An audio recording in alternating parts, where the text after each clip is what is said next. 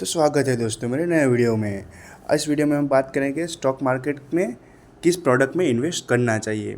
तो कौन से वो प्रोडक्ट्स होते हैं जिनमें हम इन्वेस्ट कर सकते हैं। तो यहाँ बहुत सारे प्रोडक्ट्स हैं लाइक स्टॉक्स में, ईटीएफ्स में, म्यूचुअल फंड्स में, देन कमोडिटीज़ है।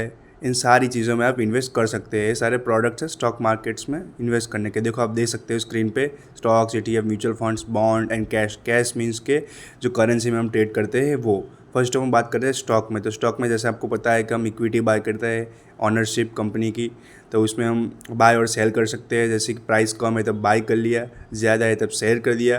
तो यही है स्टॉक मार्केट।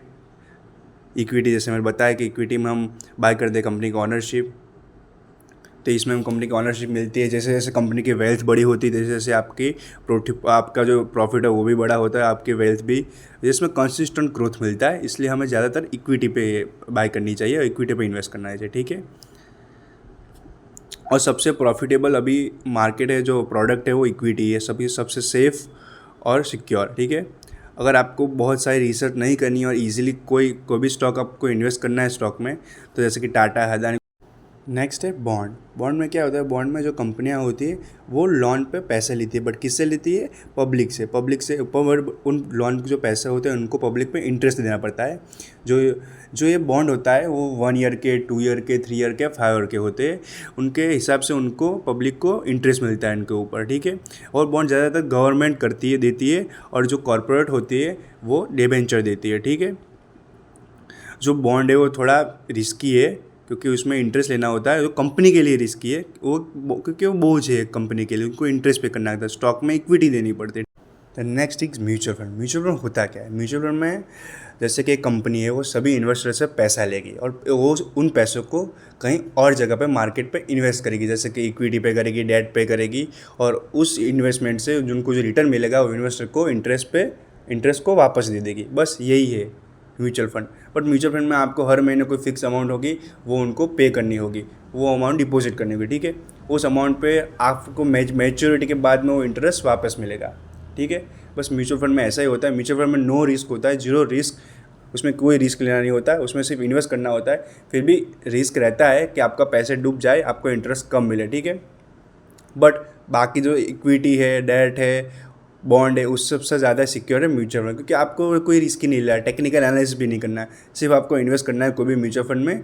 मार्केट के एनालिसिस भी वो लोग कर लेंगे जो इन्वेस्टर है, जो म्यूचुअल फंड चला रहे हैं वो कंपनी है, ठीक है। आपको सिर्फ इन्वेस्ट करना है बस अच्छा सा म्यूचुअल फंड पकड़ के। बट थोड़ा सा रिस्क तो रहेगा है भाई लोग, क्योंकि मार्केट है, शेयर मार्केट, अब बचपन से सुनते आए, मार्केट में रिस्क तो रहता ही है, ठीक है।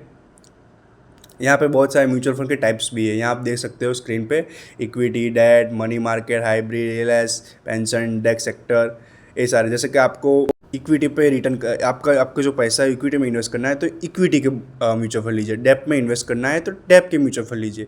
उसके हिसाब जो आपने जो पैसे दिए हैं वो जो मैनेजमेंट होगा, पोर्टफोलियो मैनेजमेंट, उस हिसाब से इन्वेस्ट करेगा आपके पैसे को, ठीक है। और उसी हिसाब से आपको रिटर्न मिलेगा आपके पैसे, ठीक है। ये सब तो बात हुई म्यूचुअल फंड की। अब नेक्स्ट आते हैं ईटीएफ। तो ईटीएफ होता क्या है? ETF is same like a mutual fund, but mutual fund में क्या होता है कि हमें मैच्योरिटी के बाद में रिजल्ट मिलता है कि क्या हमारा स्टॉक की प्राइस है, क्या है। बट ईटीएफ क्या होता है?